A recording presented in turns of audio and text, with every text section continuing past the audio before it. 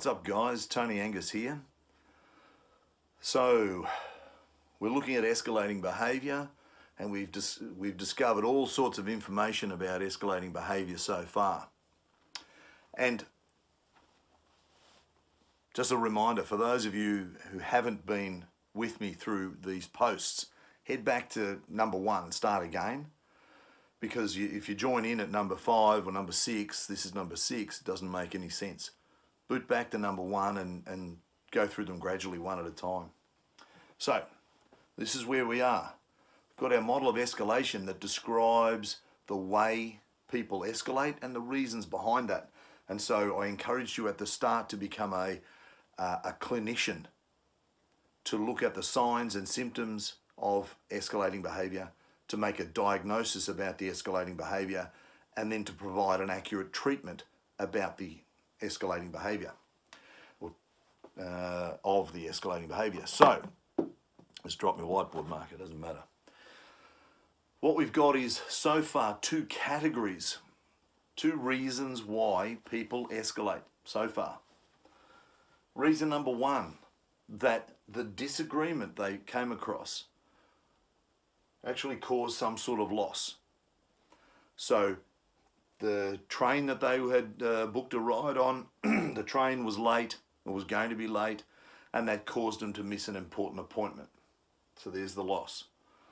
The family member that they were in hospital seeing looks like they're going to die, and they're upset because they're losing that family member.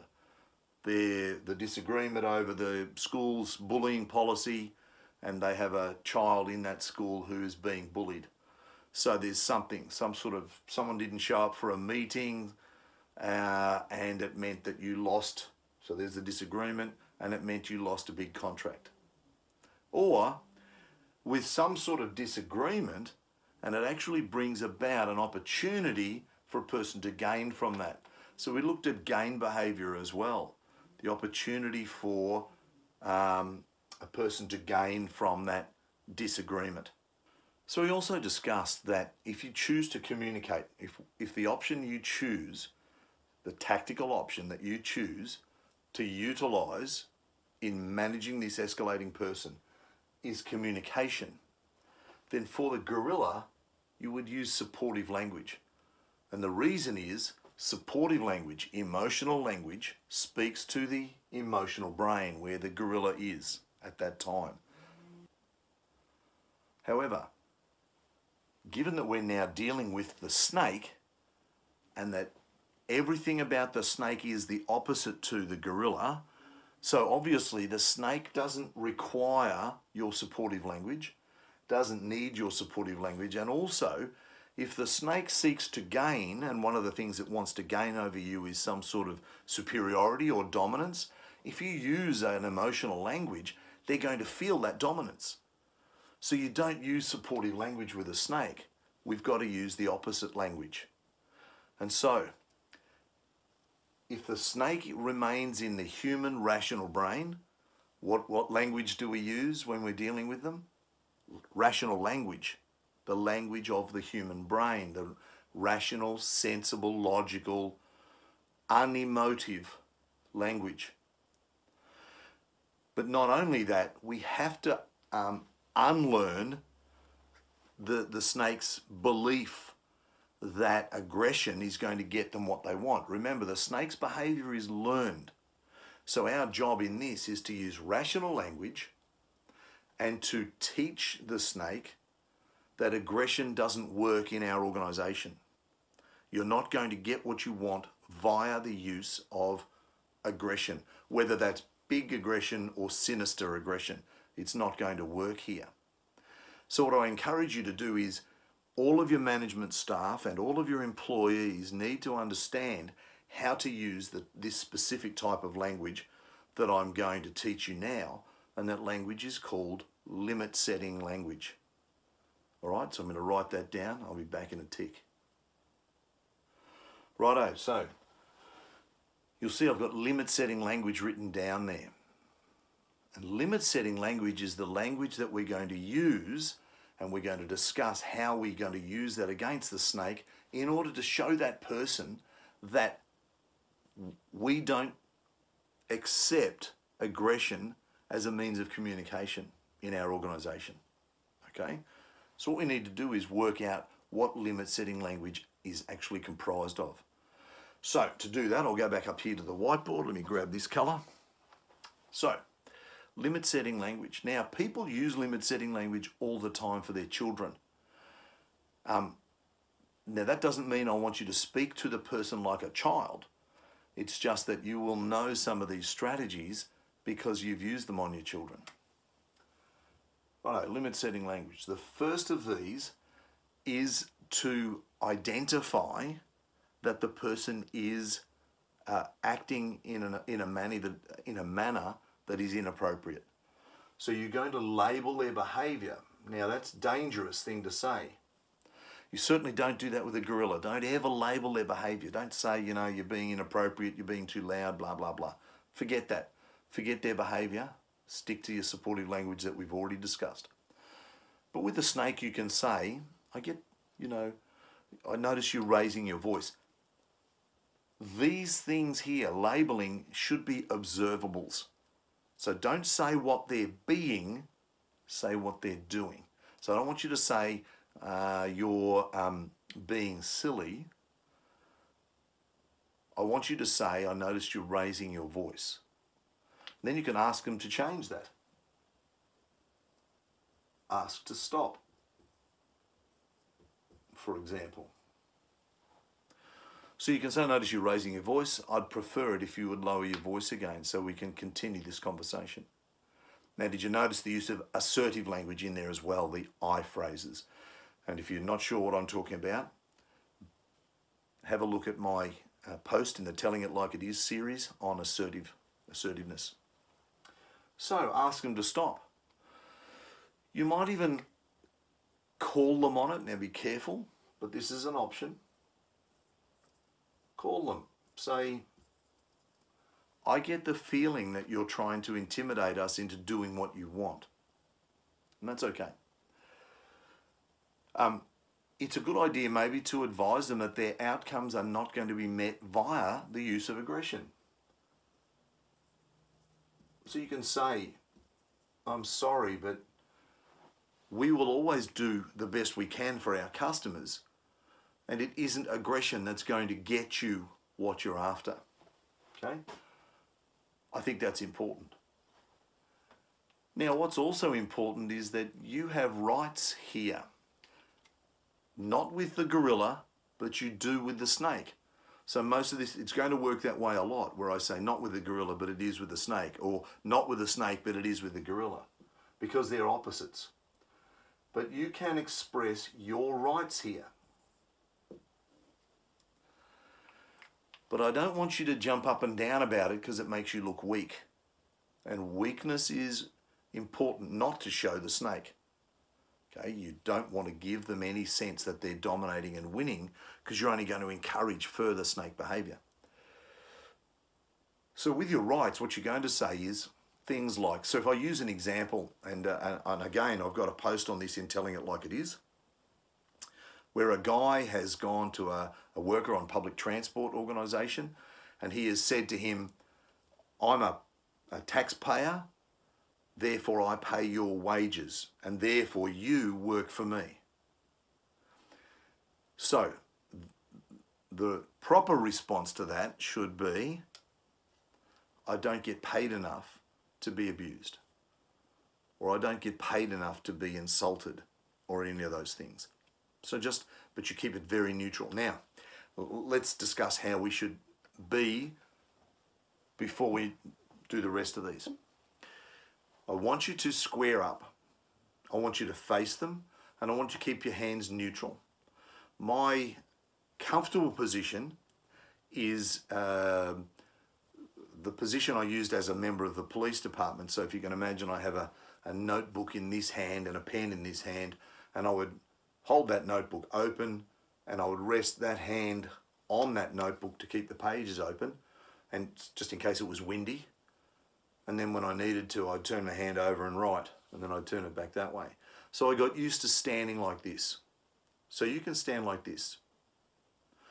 I don't mind if you stand like this. I don't want you lacing your arms. We'll get to that in the physical stuff. But you stand facing them. I don't mind if your hands are clasped. I don't want them in your pockets, and I'd prefer them not to be in that security sort of thing with the hands folded at the groin or behind you. I prefer this or this or this. And I want you to look at them, and I want you to keep your voice neutral, and I want you to say these things in a matter-of-fact manner with no emotion. I want you to say them as if you're holding up a placard, a card or something that says what you need to say. Okay, and that's important. Hold up those words. Put those words out as if you're holding up a placard. Make sense to everyone?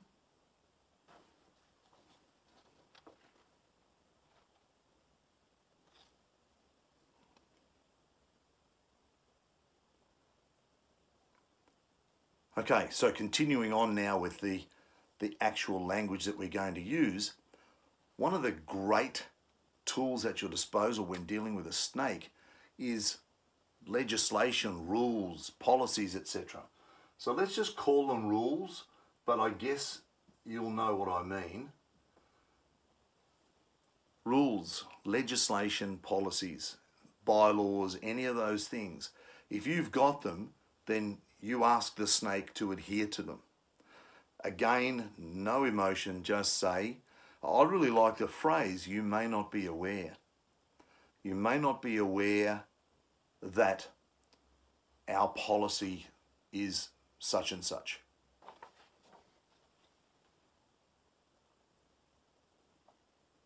Notice how I'm delivering those in an emotion-free manner. Just hold it up. It's the same thing that I want you to use with your language. Just put it out there. All right. So rules, regulations, policies. You may not be aware that our policy says this. You may not be aware that the legislation requires this. You may not be aware that you are obliged under legislation to do this. Then just look at them.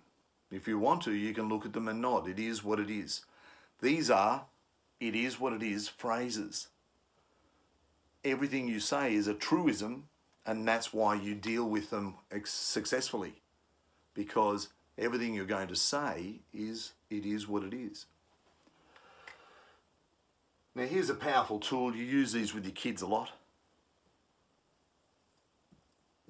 Consequences. Consequences. So you can now say, unfortunately, if this continues, I will be forced to whatever I'm forced to do. Unfortunately, if this continues. Okay? Now that's an important phrase, particularly when you've started up here, because you've said something like, we're happy to do our best for you, however, not under aggressive circumstances. We will always do our best for our customers, however, aggression isn't tolerated. So unfortunately, if this is to continue, I'm going to be forced to. Whatever you're forced to do, call the police, call security, close the door, ask them to leave, you leave, end the conversation, whatever you're going to do. So consequences are powerful.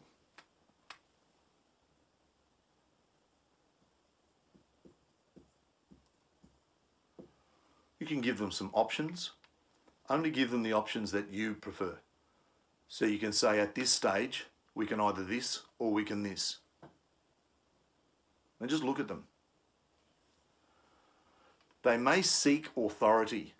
If that's the case, call authority. You know that your manager is going to turn up and do this, and so they're going to back you up. And that's the beauty of it. Make sure the manager gets your side of the story first. And then you can wind up with an agreement.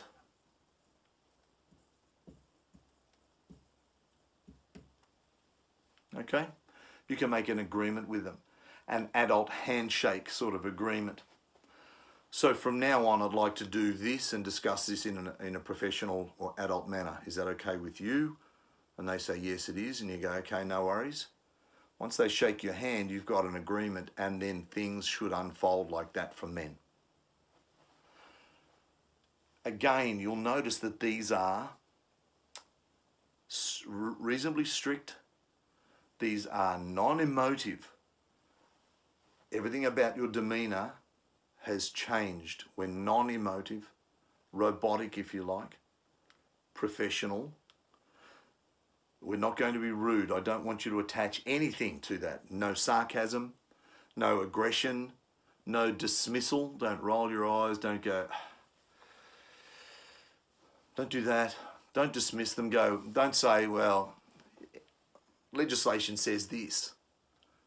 Don't attach attitude to this. Wipe all the attitude off you. Clasp your hands and deliver these messages in a blunt manner, and just look at them. Our job is not to enter the arena with them. We play a whole different game, and it's the game of no emotion, and it is what it is phrases. Now, I've said this in the last post. I've said in a post in the Telling It Like It Is series. Practice. You're not going to be good at this unless you practice. And the snake is not the one to fail against, because they will. The snake is the one that initiates civil action. The snake is the one that says they're going to the media. The snake is the one that says, my uncle's a solicitor. The snake is the one that writes to your manager. The snake is the one that writes to the minister and initiates some sort of disciplinary action against your department. The snake is that. They will enact that. The snake is also on the more, how do I describe this? On the lower psychosocial level, the snake is also the one who might insult you and use racist comments, use sexist comments, such as, oh, well, you were just a man-hater, are you? That sort of stuff. I'm not saying that because the snake is in their rational brain that they are appropriate. All I'm saying is that they are considered in their action. They're still going to be as inappropriate as anybody, particularly if they've grown up on the wrong side of the tracks. And this is the only way to deal with them if you choose to communicate. All right. I hope that's been helpful. Again, my reminder to you is practice, practice, practice, because you'll be rubbish at it if you don't. Practice that, and then I look forward to seeing you on the next one. If you've liked this post, like, share, and subscribe, and leave your comments. If you'd like me to talk about anything, I'm happy to do so. And I look forward to seeing you on the next one. You guys have a good, safe day. Ciao for now. By the way, there's an easy phrase to use for the snake that says they're going to the media, or they're going to your manager, or they're going to the ministers, or they're going to sue you, or whatever. And it's a good, it is like it is phrase. And it's this one.